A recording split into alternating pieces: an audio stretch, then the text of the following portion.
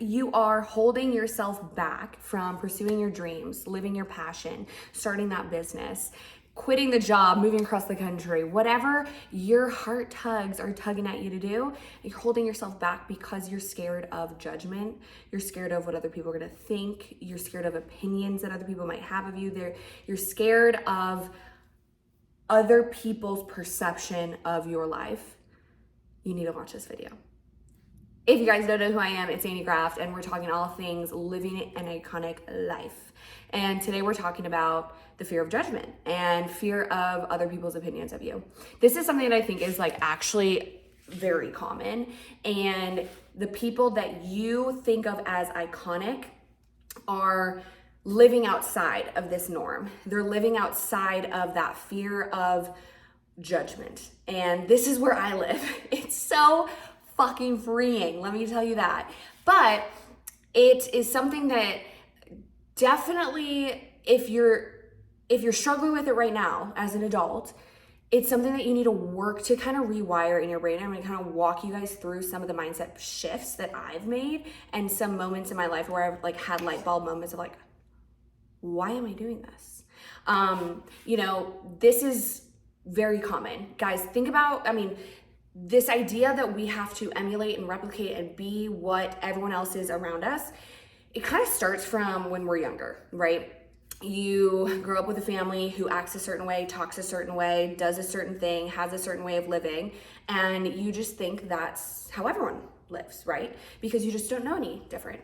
And you grow up, you go to school, and you see different kinds of kids, wearing different types of clothes. You start to realize this thing that not everybody has my life. And I think the fear of judgment is definitely rooted from childhood, but it's this desire, this human intrinsic desire to be in community, to have connection with others. And the way we think we're supposed to do it is by doing what everyone else is doing. When in reality, what I've experienced is by actually, like I said, breaking free of that mold of just doing what everyone else is doing and living as authentic to me as I can be.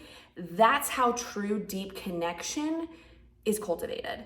And if you're living within this reality, this, let's call it a game, somebody else's game, somebody else's rules, somebody else's perception of what's successful and what's allowed and what's acceptable, you are most likely going to feel really internally conflicted. You're going to feel like, oh my God, like this isn't me, like not happy. And I felt that in my life before. I definitely have. And I think it's something that a lot of us struggle with, but think about all the people you consider to be iconic. Movie stars, celebrities, athletes, maybe someone on social media that you follow. Most likely, none of them are living the same life that like your coworkers are living, right? And somewhere in your brain, you've told yourself that, oh, well, it's just because they're beautiful. They're talented. They're just wealthy. They're just that way. But I promise you, you can train yourself to think in the way that these people think and live a life according to what you want. Because, spoiler alert, this is your life. It is your life. And imagine, I'm gonna put this out there. We're all gonna die one day. We're all gonna die. And for me, I've thought about this before where I'm like, imagine dying tomorrow and realizing that you didn't do anything that you actually wanted to do. That's terrifying to me. That's like repulsive. And it's like, for what? For a head nod? For a thumbs up? For approval from your dad and your mom? But what's going on here? I think that if more of us just showed up as authentic and as natural as the core of us is, there would be so much more just overall happiness, but deeper connections deeper friendships, deeper relationships, more honesty. And that's a place that, you know, I wish as a society we could get to, but it starts with you, it starts with me. You know, at the end of the day, guys, like, you know, I said that thing about we're all gonna die, but what I do is I think of 85-year-old version of Annie. And this is actually something that I heard Alex Hormozy say on one of his podcasts. 85-year-old Annie doesn't give two fucks. I mean, 28-year-old Annie also doesn't, but 85-year-old Annie definitely doesn't. She's wearing the comfy shoes because her feet hurt, and she's wearing the comfy pants because that's just what she's doing. And she's lived this many years to know that people's opinions of her don't really matter. So if that's the mindset of 85-year-old Annie, and that's probably going to be the mindset of you at 85 years old. You know, have you guys seen that graph where it's like the happiest that we are like as kids, and then most people get like really unhappy at like 40, and then we like pick up happiness again at like 65, 70, retired, like because we just don't give a fuck. We're finally like, I'm gonna do me. And it's like, what if we could just cut out that middle dip? And what if we could just continue doing you without the restrictions of what society expects of you, what your family expects of you, what your friend expects of you, what your town expects from you? I think that way we can just like continuously, obviously life is like this. I'm not saying it's 100% happiness, but like internally here, I promise you're going to feel more aligned. You're going to feel confident. You know, this is a whole nother video that I'm going to do, but like on confidence. Confidence is showing up as often as possible, as consistently as possible, as authentic as possible, and building belief in that version of you. So if you are living in not authenticity, in disalignment, not a word, unaligned living, an unaligned way of life, unaligned career, unaligned relationship, unaligned friendships, unaligned habits from what you really long-term, higher version of you wants. It's this constant tension within you. So anyway, you're gonna get to 85 and you're gonna get to that point where it's like, I don't care. I'm gonna wear my pajamas to the mailbox. I don't give two fucks. I'm just trying to get the mail. Like, you know, so if I'm gonna get to that point anyway, why am I worrying myself now? Why? Is that serving me? Is that serving you? Is that fear of judgment serving you? I want you to ask yourself that right now, because probably not. If you're watching this video, probably not. It's holding you back. It's keeping you stuck. It's making you feel tension within you. It's keeping you exactly where you are for what? To get a passing grade on the game card of life, somebody else's game card at that. So, you know, here's the thing for me is I had this big light bulb moment when I was at the Air Force Academy. So if you guys don't know a little bit about me, so I grew up in Chicago, and I received a lot. I did gymnastics my whole life, and I received a few, like, 7 or 8 full ride scholarship opportunities to go compete gymnastics in college, big, you know, D1 universities.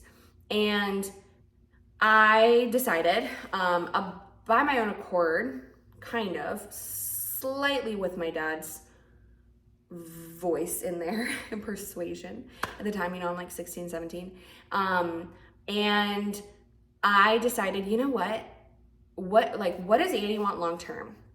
I knew that I've always loved traveling. I've always loved kind of like doing something different and being passionate. And what I saw in gymnastics was that a lot of people, you know, because that was the next step. You spent your whole life building a skill set in gymnastics to be a college gymnast, to get a full ride college scholarship, to, you know, be impressive and to be that athlete that you work so hard to be.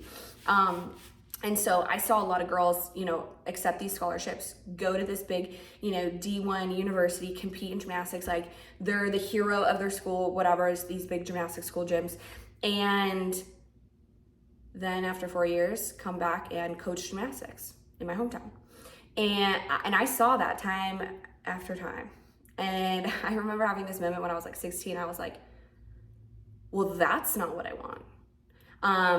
Thank God that I did have parents at the time, you know, because I think at 16, while I did want to live this big, passionate life, I wanted to feel accepted. I wanted to feel like, I wanted to have those attaboys, attagirls, whatever. And so that definitely would have been like in the moment what I would have chosen. But my dad encouraged me to look at other options. I was also recruited to the Air Force Academy. So while I knew that I didn't see myself in the military, I knew that would give me an opportunity to like figure some life out, get some life skills, get a resume builder. You know, going to the Air Force Academy is really prestigious and small amount of people apply, and then even, you know, 1% of people get an appointment. So anyway, I ended up doing that. Long story long here. After my first year, I hated it. I was so unhappy for a lot of reasons, but I just knew in my gut that it wasn't the right fit, that it really wasn't what I was meant to be doing. And at the time, again, I was pretty easily persuaded still at this age, you know, I was 18. And I remember going on my own and pursuing one of the scholarship opportunities that was available for me like the year prior. Anyway, contacting the coach, I got that offer back on the table and decided, okay, I'm gonna switch to for my second year of college. I'm gonna go to UNC Chapel Hill and do gymnastics there. And I remember telling my dad this, and I was so terrified. Spoiler alert, I did not do that. I told my dad, and he told me, if you do that, I will be extremely disappointed in you. I know that you can make this through. I know you can see this through. You committed, you went there, see it through. And that's what I did. Now, okay, disclaimer, I don't regret anything, honestly. Everything that's happened in my life has happened for a reason, has taught me something, has gotten me somewhere, has allowed me certain connections, whatever. So I don't regret it, but I remember feeling such at a loss, like so torn. I'm like, so if my dad doesn't approve of me, if my dad is upset with me, if my dad is, not proud of me, what does that make me? And if you guys have felt that in your life about your significant other not being proud of you or accepting, your parents, your family, your friends, like I said, your town, I get that. Okay, so I stayed and I sucked it up and made it through. I commissioned in 2017. So anyway, that was my first experience, like really being like, okay, like I literally was doing it because my dad told me I will be so disappointed. Fast forward a little bit, a few years later, I was engaged, and this may be a little too personal. I've never really talked about this, but I was engaged, and I'd been with this guy for like 4 or 5 years, and I was young, but that was just like the next step. I knew from like the first year with this guy, unfortunately, I knew that it wasn't an aligned relationship. And I was terrified to walk away. Similar to that fear of walking away from the Air Force Academy.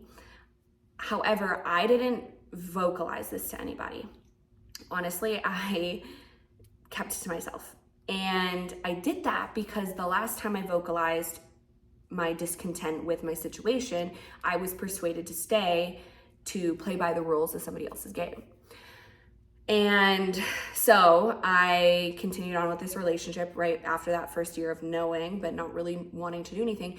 Also, what was going on there was I was scared that like all my friendships, like all my friends would understand. We had a lot of the same friends, and that I would be hurting them, that I'd be upsetting them. His family, my family. I didn't want to be the failure of a daughter who was engaged and, parents so excited, only to have to tell all their friends that, oh no, she isn't anymore, and that was terrifying for me. And I remember really, really, really struggling with this decision for a long time, but ultimately about 2 weeks before the wedding, I packed my car and took my dogs, and I drove to my friend's house in Houston, 18 straight hours. Anyway, not to get into the details of that, but I share this story with you guys because that moment, while I felt a shit ton of heartbreak and pain and sadness for just like this loss of the life I had just built for myself, it felt like at the time, I was like 25. And it felt like everything I had worked for, like the academy, like, I don't know, it just felt like it felt terrifying to walk away from that. And this is like where we exist when we constantly play by other people's rules, because then all of a sudden it feels like changing our mind or pivoting our direction or hopping onto a completely new path. It feels like we're losing the game at some point. We're doing it wrong. But I also, simultaneously to having these feelings of heartbreak and just like so much sadness, I also like felt pride. I was really proud of myself for finally making that decision. Honestly, after a lot of other things going on. Again, I'm not going to get into that, but I knew deep down in my heart that that was the right decision to make. And doing it, acting on it, made me so proud of myself. And you know what? From that moment on, I think so much of who I am was reinforced in that moment. Showing myself like, look, you followed your heart tugs and you're living to see another day. Was anybody that upset? No. At the end of the day, yeah, people might express their regrets, or of course, when another person's involved, like in this situation specifically, hearts are broken and expectations are shattered. But truthfully, everything ended up as it should be.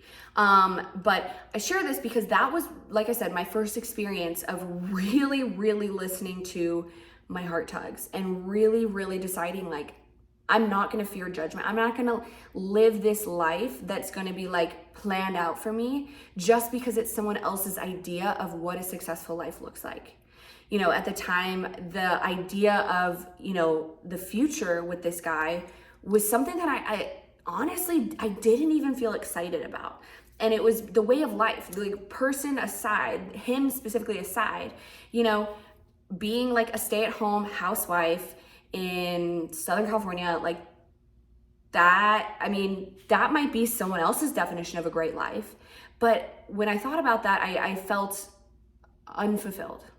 And now I know it's because I have core roots that keep me showing up as authentically as possible. But I've only learned what those roots are because I've constantly, since this moment really, decided to do just that. To live my life on my terms. At the end of the day, nobody really cares. I hate to break it to you, but I heard somebody say this, actually, it might've been in the same podcast I was talking about earlier with Alex Hormozy, and he's saying, he's like, getting ready for a conference or whatever, putting on pants, and he asked, his dad, I think it was, which pants should I wear? These pants? And his dad goes, I don't give a fuck. Nobody cares about your pants. They're caring about their pants. And that's literally exactly what is happening in your life. You are so worried about starting the business, about making the move, quitting the job, pursuing the passion, whatever it is, changing up your whole life because you're like, what are people gonna think? Are people gonna judge me?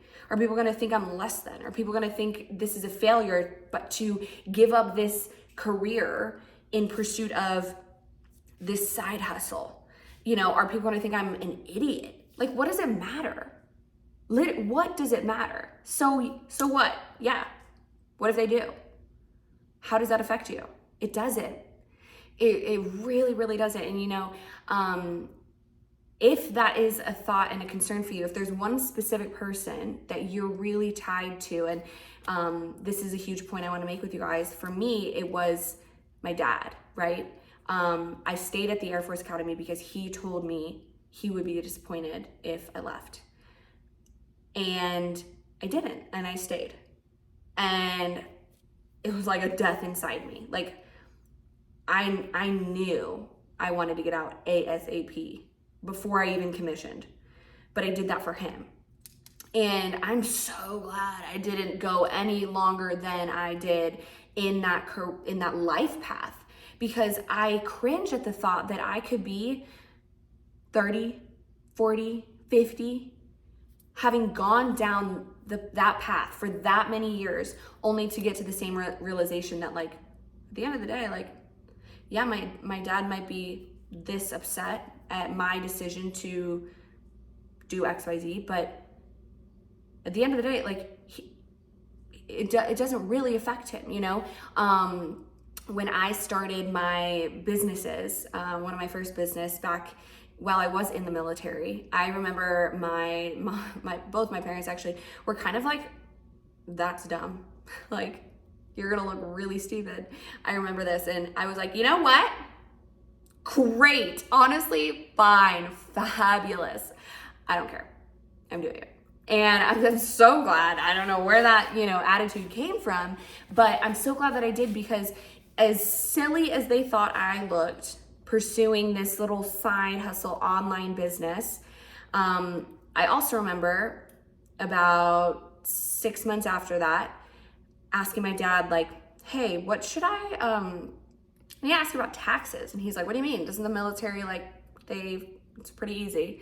And I'm like, no, but for my business taxes. And he's like, okay, what about him? And I told him the amount of money I'd made that month, and he was like, what? It's equivalent to, at the time, what I was making in an entire year with the military, I made in 1 month with this business. And I remember him being like, it's like it clicked, right?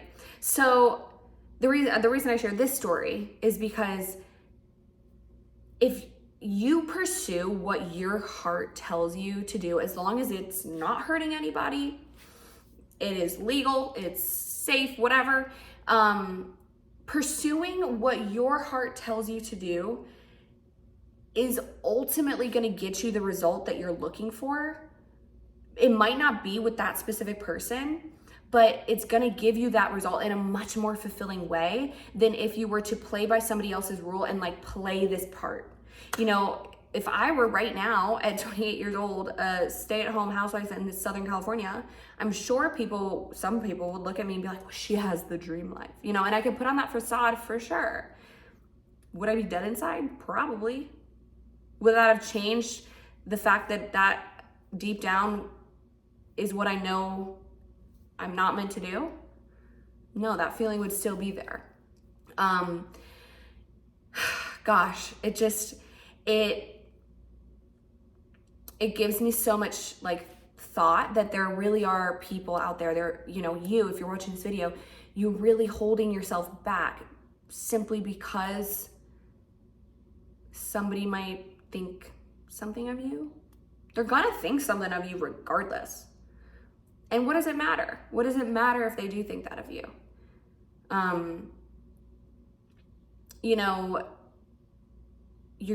Just because you're not born with it doesn't mean you can't cultivate it. And if this mindset of, like, literally living an iconic life, awakening this icon within you that is there, this mentality needs to be stepped into. And you need to drop the care about what somebody else is gonna think. There are so many people out there that I'm not their vibe. And people do tell me that on social media all the time. Does it affect me and how I live my life? No, not at all. And it's only because I have reinforced with facts, with living life, with experience, that the more I do what's in line with me and what I find joy in, what I find value in, what I find fulfillment in, what I find passion in, the more I do those things and lean into that authentic identity, literally the less it matters what other people think. And I promise you, when you get to a place that's like this, you're gonna look back at yourself and be like, wow, why did I care so much? And why did I care for so long? And so I want that for you. I want you to be able to sit back and be like, I don't care. I'm gonna do this because it's what I feel like I'm meant to do. And it might not make sense to you. It really might not, but it doesn't really matter either. Freeing, fucking freeing. Anyway, this is what I wanted to share with you guys today. If this resonated with you, if you're vibing with it, comment below, share it, send it to a friend. And don't forget to subscribe. I'm gonna be doing more videos like this all the time. If you have a topic, a recommendation, or something you wanna hear me talk on, please feel free to post it below and let me know. I love you guys. Go be iconic.